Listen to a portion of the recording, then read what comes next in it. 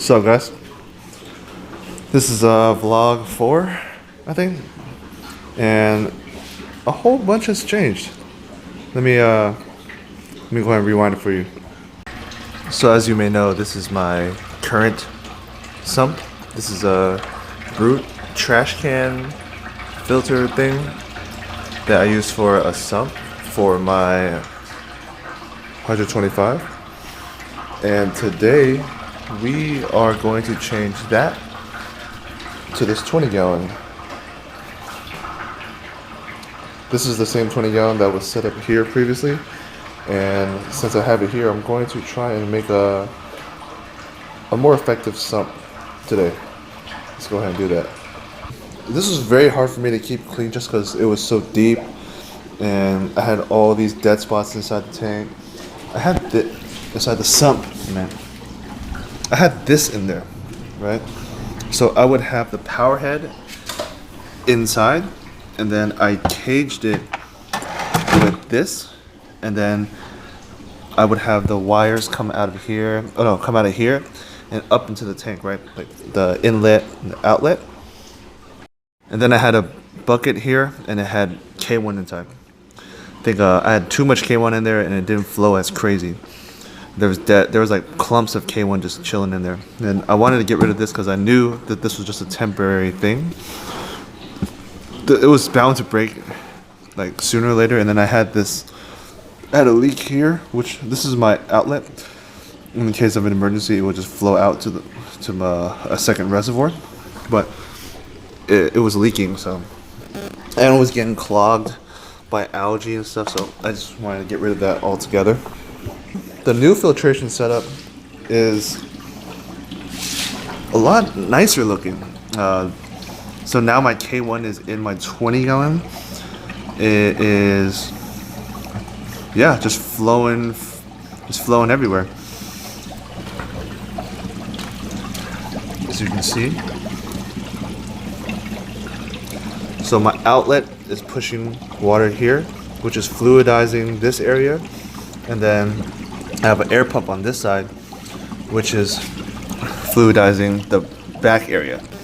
There are no dead spots. K1 is flowing everywhere, and there's like a little bit of flow, like a little bit of pattern going on here. This was the original bucket that was holding my K1 in the first place. So now I kind of flipped the script. The power head is now inside. Oh, this is just a bottle of sand to weigh down my bucket so it's not floating around everywhere. Kind of ghetto, but it works. So this is, so my power head is in here. It's way easier for me to maintain and keep watch of it, just in case I need it.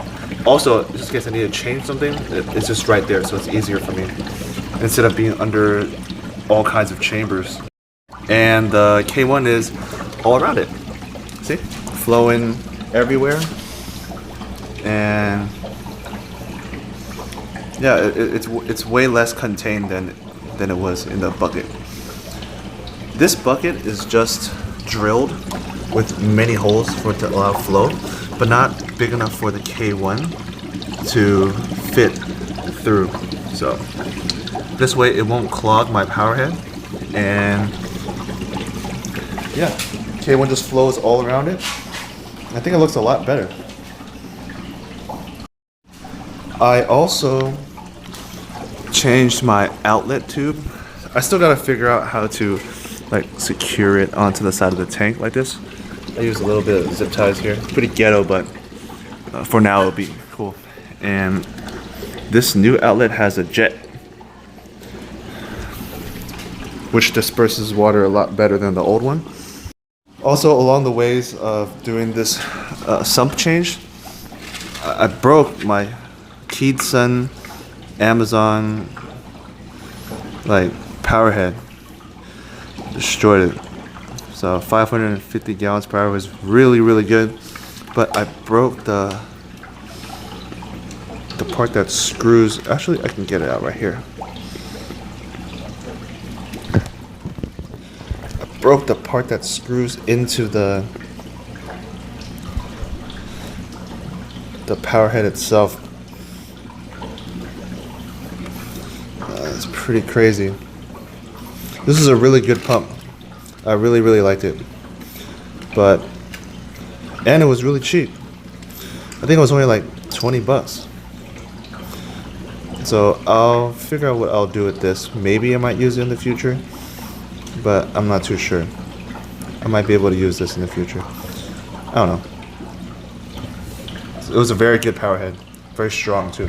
That broke, and right now is Sunday, and I don't want to go out and hunt for a powerhead because in my area it probably would have cost hell of money.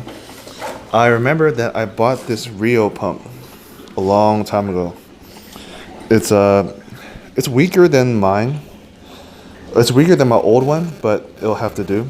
It pumps around 450 or 500 gallons per hour.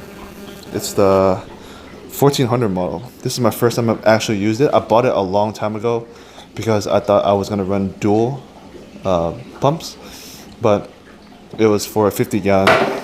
So I just had it, and luckily I did have it because it broke. Like I would have been screwed. So yeah, now I'm using the Rio pump, which I heard a lot of good reviews about, and it's right there.